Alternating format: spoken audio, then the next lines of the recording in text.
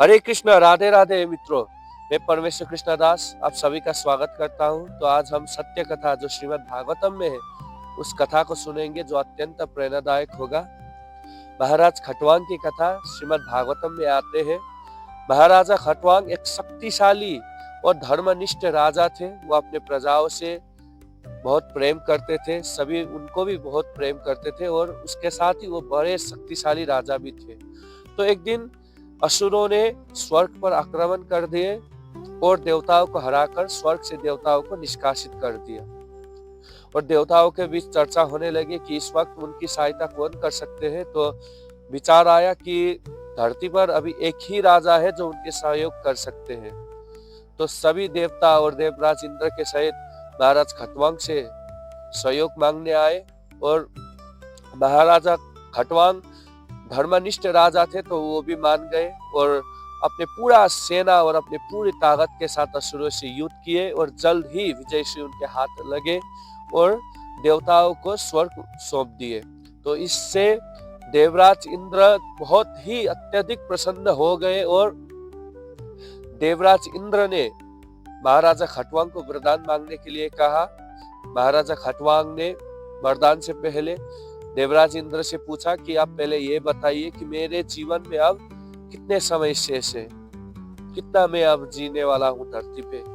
तो देवराज इंद्र ने देखा और बोला कि हे राजन, आपके जीवन में केवल एक मुहूर्त शेष है। एक मुहूर्त माने 38 मिनट, सिर्फ आपके जीवन में 38 मिनट ही शेष है। तो जैसे ही ये सुने महाराज खटवांग ने देवराज इंद्र से प्रस्थान के लिए अनुमति ली और धरती में आकर उन्होंने ये नहीं सोचा। जब उनको पता चला कि अब उनके जीवन में सिर्फ 38 मिनट बचा है, एक मुहूर्त बचा हुआ है, तब भी वो विचलित नहीं हुए। देवराज इंद्र से अनुमति लेकर वो धरती पे आ गए और धरती पे आकर भी उन्होंने ये नहीं सोचा कि अपने राजा थे तो जायदाद तो होंगे, जायदादों का बंटवारा करूंगा, ये नहीं सोचा। और न ही अपने पति पत्नी के साथ एक बार मिल आऊं, अपने सगी संबंधियों को देखूं, ये भी नहीं सोचा।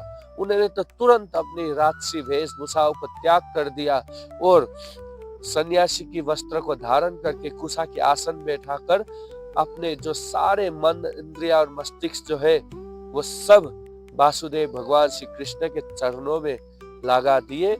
और देखते ही देखते एक मुहूर्त के अंदर उन्होंने अपने शरीर को भी त्याग दिए और मोक्ष को प्राप्त हो गए। तो इस कथा से हमें ये सीख मिलते हैं कि महाराज खटवांग एक धर्मनिष्ठ और भक्ति करने वाले राजा थे। इसलिए उनको तो पता चल गया कि उनके जीवन में एक मुहूर्त समय बचा हुआ है, इसलिए उन्होंने उस एक मुहूर्त के अंदर भगवान के नाम लेकर भी मोक्ष को प्राप्त कर लिए। और उन्होंने पहली बार नहीं लिया था, अभी तो वो तो भक्ति थे, इसलिए उनका मोक्ष भी संभव हो पाया। इसलिए जो यंगस्टर है वो तो अपने सपनों के पीछे भाग ही रहे हैं, परंतु जो बुजुर्ग है वो इस बात पर जोर दे। महाराजा खटवांग को तो पता था कि एक मुहूर्त शेष है, आपको तो ये भी नहीं पता कि आपके पास एक मिनट भी बचा हुआ है या नहीं है।